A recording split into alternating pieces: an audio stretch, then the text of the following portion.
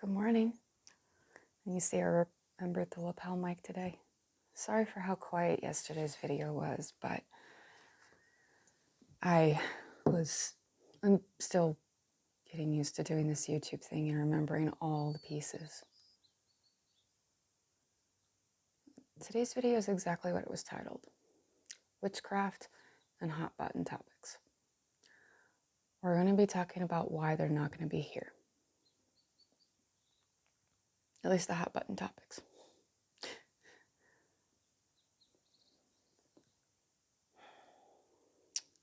I am a pagan practitioner. I am a practicing witch. And that is not everybody's cup of tea. If I were to include that in the homesteading vlogs, I do have a concern that it would mean to take longer to find the people who would enjoy my channel. Is my mic plugged in all the way? Yeah, it is. Okay. But to not sometimes have my witchcraft show through feels like I have sterilized a part of who I am for the channel. I'm still debating how to approach it with some elegance and grace. We'll put a pin in that and come back to it, actually. Hot button topics. I have been pissing off everybody in every single community that you can think of for a couple decades now. I'm bisexual. That pisses off a great number of people. I'm married to a man that pisses off the rest of the community. I don't care. Finding a woman that I could spend serious time with, there just wasn't anybody that I clicked with for very long. I still have a couple of ladies that I love dearly, but they're my friends. They are not romantic interests anymore. I'm a practicing witch. I'm a practicing pagan. I don't do witchcraft the way a lot of these witches might prefer that I do witchcraft. I do not believe in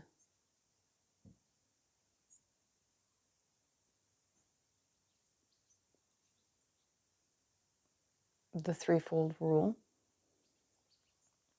That feels like a Christian concept that was brought into magical traditions as a way of helping Christians who had shed their Christian heritage to feel more comfortable, to feel that there was still a boundary, a known boundary that they shouldn't cross. Because of being a practicing witch, that's put me into odds with the LGBT community. That's put me at odds with the monotheistic communities. I have been at odds with a large chunk of the pagan community for a variety of reasons. Among them being, I am a firm gun rights supporter. I do not believe that they should be restricted. I believe it is every person's choice as to whether or not they should carry a firearm. I am an ardent supporter of personal choice. And yes, that includes the nasty little thing that's been floating around recently. I do not believe in medical mandates. I do not believe in there only being one way to do witchcraft. Because of being an ardent supporter of personal choice and gun rights, I have gotten death threats from everybody 200 ways from Sunday. I have gotten death threats from the LGBT community. I've gotten death threats from the Christian community. I've gotten death threats from the witchcraft community. I have done a lot of work over the past couple years to 10 years to make myself bulletproof. Pun intended. a part of that has been when someone says, well, I don't like witchcraft. Okay, I don't care. You do you, boo. But I'm going to keep practicing. Okay, pumpkin? With it coming up on Halloween, it does get even more interesting. Rural America is hodgepodge everywhere you go of what you might find. You'll find Mormons, you'll find Baptists, you'll find Methodists, Presbyterians. Here in my county, there is a Mormon presence, but it's not a big Mormon presence. There's a Baptist presence, and I do think there's a Presbyterian presence as well. But there's a lot of smaller churches where people were just not getting their spiritual needs met by the bigger churches. So they came together in kind of a one church denomination sect. There's a church in my county called Cowboy Church. And it's about what you would expect. But they do a lot of work for the youth in their church. More work than what I have seen in a lot of other big churches. Like there's actual active events. There's a boys group and there's a girls group, and sometimes they'll get together and do events together, but other times the girls are off doing their own thing and the guys are off doing their own thing. Here not too long ago, they spent an entire weekend going caving. So, and a lot of the girls are apparently very high ranked in. I had a hiccup there. That's what happened. A lot of the girls are very highly ranked in 4-H. In a lot of areas, it's not uncommon in areas like this to have a bit more of a delineation between what a person is good at and what they're not good at. But out here, I'm pretty certain I could find some other pagans. But most of us out here in areas like this like to keep to ourselves. We don't want to step on toes. In Arizona, there is a lot of ancient history. And I do mean a lot. Not just the Native Americans. There's a geological history that extends millions upon millions of years. And I've always been a bit of a geology geek, a geo geek. And because of being a practicing witch, the times where we've gone hiking into a lot of these canyons and the rivers have cut through these layers, it's hard not to feel the echoes of the sheer amount of raw earth power in those eruptions. And you end up feeling pretty small. Not gonna lie. But there's nothing wrong with that.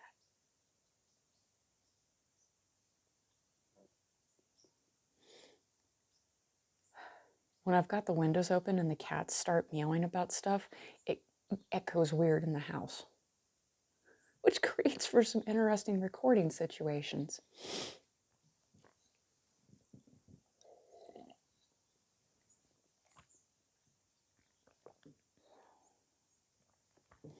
For a very long time, my witchcraft was the bare minimum.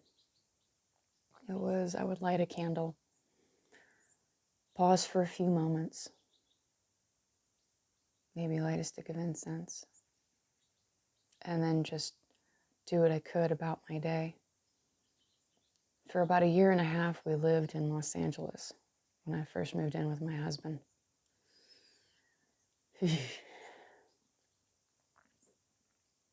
That city is loud. It's loud at night. And we got lucky. We lived in one of the most quiet areas of LA called Tahunga. but it was still loud.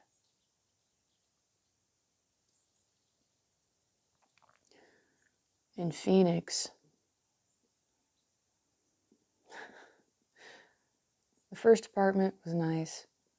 The house where we spent about 4 years, the 202 was in my backyard.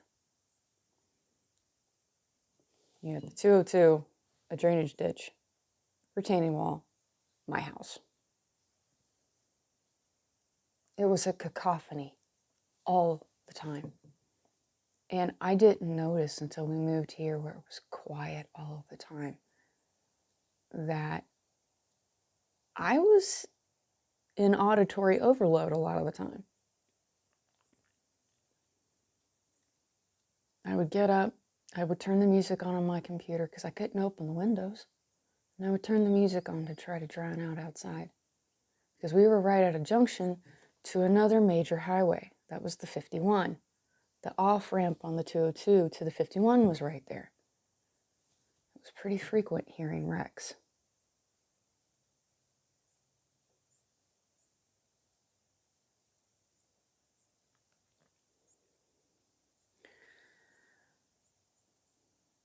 I was never able to adapt to being a city witch.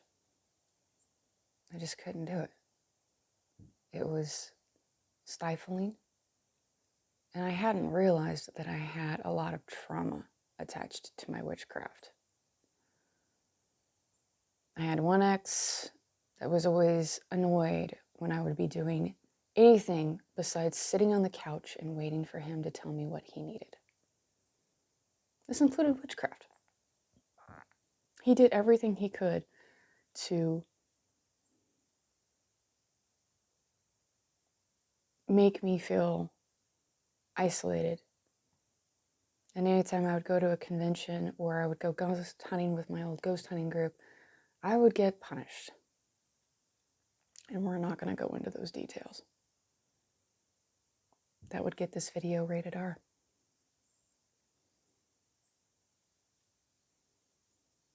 The young man I was involved with after him tried to choke me to death one night.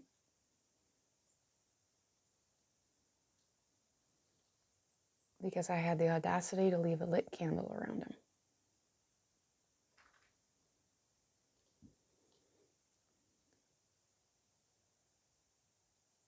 When we got first moved here, the first 2 weeks were spent decompressing auditory-wise. Like, my ears rang constantly to the point I could not get much sleep. My husband, who was a former active duty Marine of 8 years, had the same problem. Although now his ears have adjusted a little bit to out here, which I think has actually made his tinnitus just a little bit better because his ears are having a chance to heal because there's not all that noise. I don't know if that actually works that way, but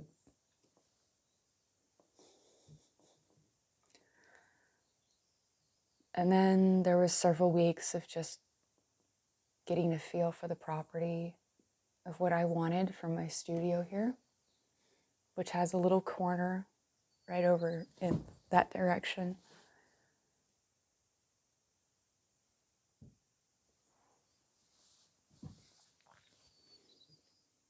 And then I started being able to do my craft again. And it wasn't limited to just yarn over, hook, pull through loop. I was getting to do, I found myself doing real magic and not flinching. My husband doesn't care. He just doesn't. And that helps.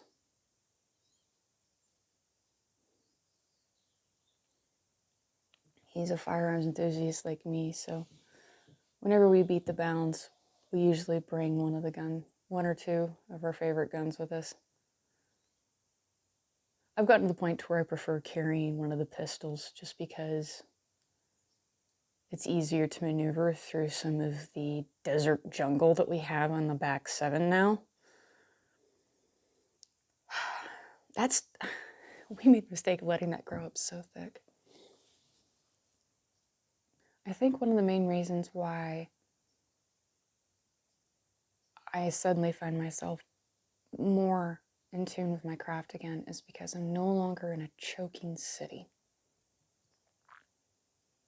I'm in an area where I can feel the turning of the seasons.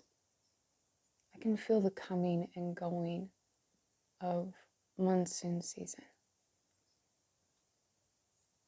It actually gets cold at night. So, like this morning, got up, got my coffee made, opened all the windows wide because the cranes are in one of the cornfields that's like less than half a mile from us.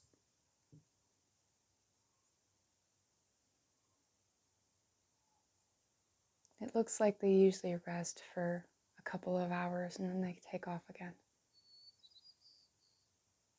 That doesn't sound like the entire flock taking off. It sounds like a few small ones coming into land to rest. Once my husband gets back from his trip, we'll sneak over, see if we can't get some closer pictures of them, see how close we can get before they take off. When I say it's a massive flock, I mean these are flocks of hundreds of birds. And I want to go over there right now, but I'm not going to. I'm going to save that experience to have with Dave when he gets back.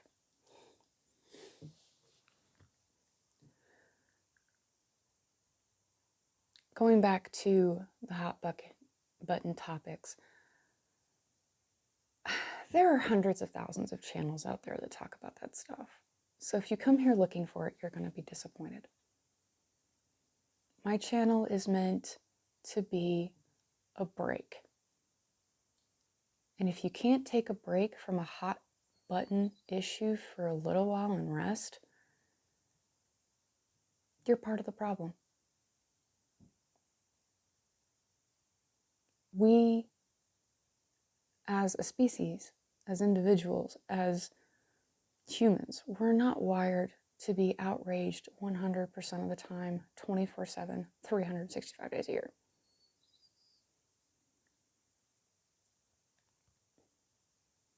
And frankly, my voice represents me. That's it. No one else needs my voice.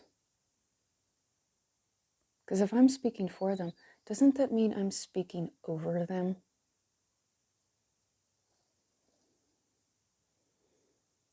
But you're going to find that things like that in politics are going to be staying off the channel. Don't you dare sneeze.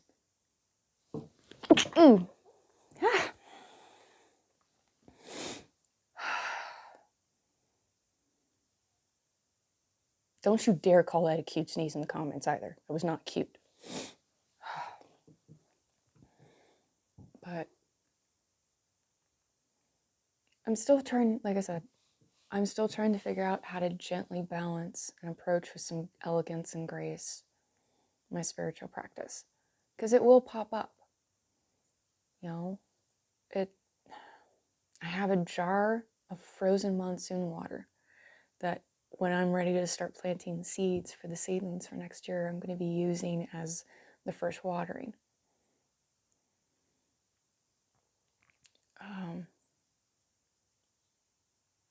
I've been finding feathers left and right. Feathers sometimes are important in the craft. Most of the time I actually use them for honest to God craft projects like dream catchers or just quirky little Christmas decorations. Something to that effect. So, I wonder if when we walk over, if we'll be able to find some crane feathers. That would be really cool. Oh, that would be so cool. But Oh, whenever you find this video, be it a couple years in the future or you find it today,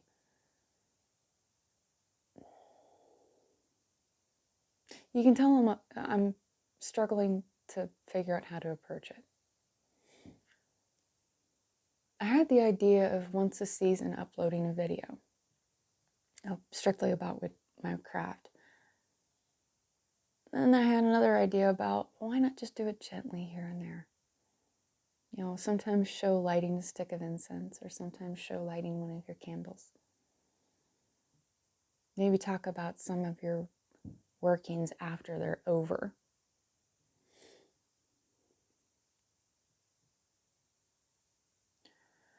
I just don't know. All right, I've kept you long enough today. Thanks for stopping by and sharing your time with me. Feel free to give me some input, and I hope you decide to stick around.